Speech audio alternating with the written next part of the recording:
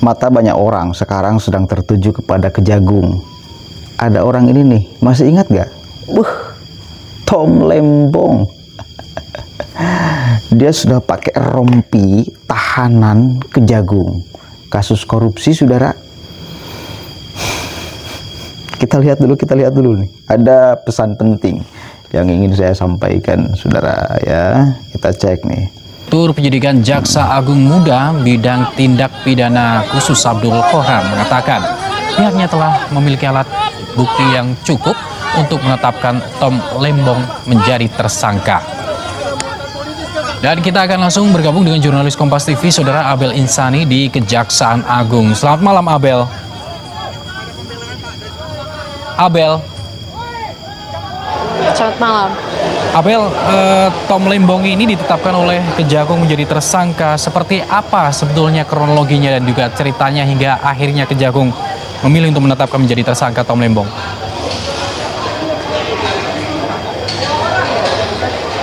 Ya, baik, selamat malam. Memang tadi baru saja dilakukan konferensi pers dan baru saja 2 tersangka yang tadi disebutkan sebagai tersangka ini keluar dari gedung Kejaksaan Agung dan dibawa ke rutan Salemba untuk ditahan. Jadi 2 tersangka ini merupakan tersangka kasus korupsi impor gula atau importir gula yang dilakukan pada tahun 2015. Ada 2 tersangka, yakni ada TTL atau Tom Lembong dan juga CS begitu, di mana kita mengetahui bahwa Tom Lembong ini pada tahun 2015 sampai 2017 ini menjadi Menteri Perdagangan, dan pada saat itu Tom Lembong mengizinkan untuk mengimportir gula sebanyak 105 ton, padahal pada saat itu Indonesia tidak membutuhkan gula. Maksud saya tidak membutuhkan impor gula begitu. Nah, dari sini ini sudah menjadi indikasi bahwa adanya korupsi yang dilakukan oleh Tom Lembong begitu kalau menurut dari Kejaksaan Agung. Terlebih yang harusnya mengizinkan untuk ada impor gula ini merupakan hanya dari BUMN, tetapi pada saat itu Tom Lembong melalui Menteri Perdagangan begitu ya, atau pada saat menjadi Menteri Perdagangan malah mengizinkan untuk adanya importir gula, sehingga ini juga yang menjadi perhatian dari Kejaksaan Agung untuk bisa mengusut kasus tuntas importir gula yang ada pada tahun 2015. Nah, dari akibat kejadian korupsi importir gula pada tahun 2015, tadi Kejaksaan Agung sudah menyebutkan bahwa kerugian mengalami negara ini sebanyak 400 miliar rupiah begitu. Nah, dari hal ini juga makanya tadi baru saja atau sekitar belum ada 10 menit begitu ya, Tom Lembong dan juga tersangka lainnya ini memasuki mobil tahanan dan langsung dibawa ke rutan Salemba untuk ditahan. Nah, untuk saat ini memang kami juga akan menunggu terkait dengan penjelasan lebih lanjut nanti karena akan ada press conference kembali yang akan dilakukan oleh Kejaksaan Agung. Sementara begitu yang bisa kami laporkan. Abel, terkait dengan penetapan tersangka oleh Kejagung terhadap Tom Lembong dan 1 tersangka lain tadi, apa alat bukti yang menguatkan Kejagung, Abel?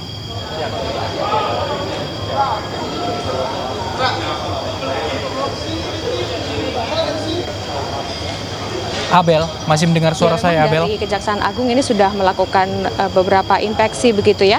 Ada beberapa alat bukti memang yang disampaikan ataupun juga tadi juga sudah ada pemeriksaan atau penggeledahan begitu di beberapa tempat, dan Kejaksaan Agung menemukan ada beberapa bukti yang cukup untuk bisa membuat status dari Tom Lembong sebagai saksi menjadi tersangka. Tapi sebelumnya memang sudah ada 90 saksi yang diperiksa atas kasus impor gula ini. Impor gula yang dilakukan pada tahun 2015. Nah, ini pada saat itu ada rapat koordinasi antar kementerian yang tepatnya dilakukan pada tahun 2015 dan disimpulkan bahwa Indonesia pada saat itu mengalami siklus gula yang artinya tidak membutuhkan adanya impor gula. Tetapi pada saat itu Tom Lembong ini menggunakan wewenangnya sebagai Menteri Perdagangan untuk bisa mengimpor gula.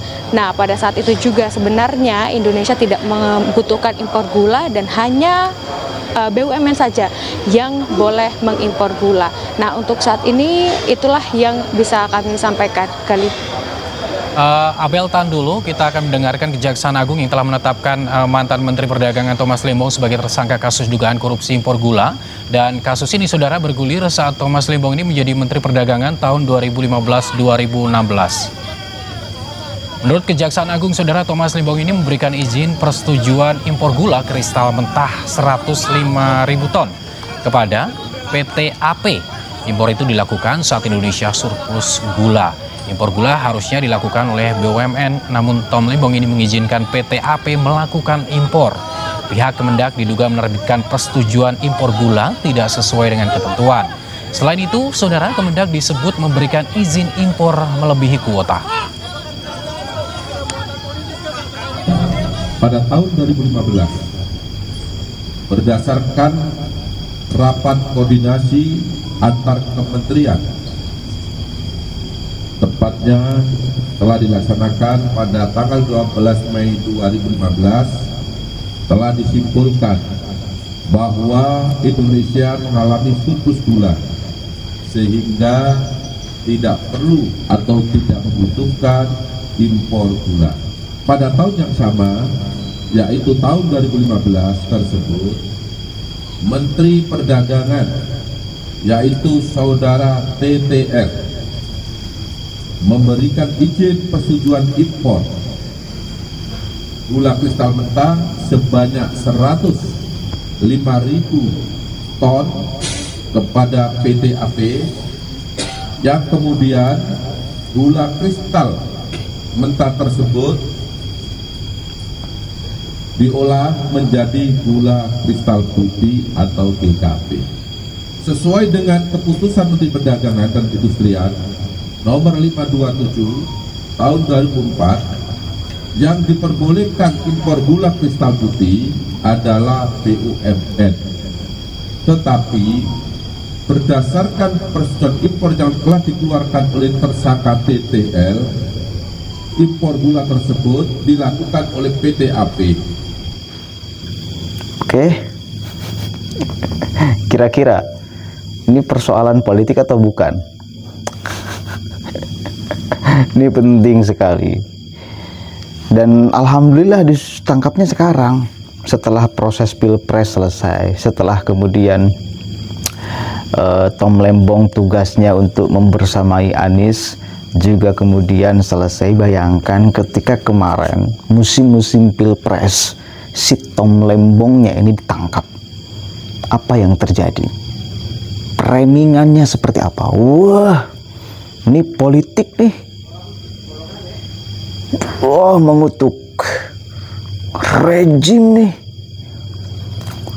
Ini ada baiknya Tom Lembong kemudian ditahan sekarang. Artinya ini loh, pesan penting bagi saya bahwa kemarin ketika urusan pilpres yang katanya saling sandra menyandra ini tuh ya, oh ini disandra oleh ini, oh ini disandra oleh ini, dan segala macamnya. Ya, orang kemudian bisa ngomong seperti itu, dan masyarakat awam bisa saja percaya karena ngomongnya adalah elit politik. Tetapi orang itu disandra karena punya kasus, dan kalau ya tidak punya kasus, tidak mungkin dong mau disandra. Nah itu, kenapa mau disandra? Ya karena ada kasus. Wes, itu poin pertama. Kemudian yang kedua, kalau memang rezim ini akan mau memanfaatkan kemarin urusan pilpres ya, rezim Pak Jokowi khususnya, karena tuduhannya luar biasa dan sampai sekarang gila-gilaan. Refli Harun itu masih belum puas tuh menyerang Pak Jokowi ya. Sampai sekarang Amin Rais dan yang lainnya turun sekarang itu menyerangnya ke Pak Gibran, ke Pak Prabowo yang nggak berani mereka. Bayangkan bila pemerintah kemarin urusan pilpres ini mau memenjarakan Tom Lembong, padahal keras sekali loh suara Tom Lembong kemarin bela Anies menghantam pemerintah, itu keras sekali loh.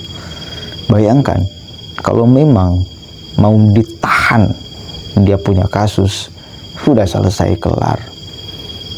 Kan itu. Tapi kan faktanya enggak. Sekarang udah beres pilpres, yang menang sudah tahu, sudah dilantik pula, baru diceduk sistem Lembong. Artinya semuanya natural, tak ada intervensi apapun.